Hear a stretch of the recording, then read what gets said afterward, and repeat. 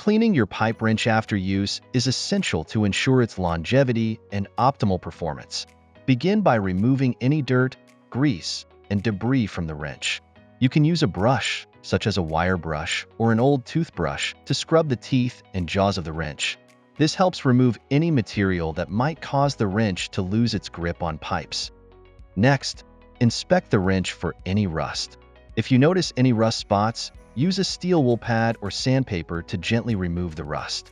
Be sure to focus on the teeth and jaws, as these are the most critical parts of the wrench for grip.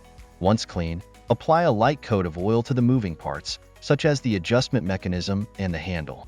This helps to prevent rust and keeps the wrench operating smoothly. Avoid using excess oil, as it can attract dirt.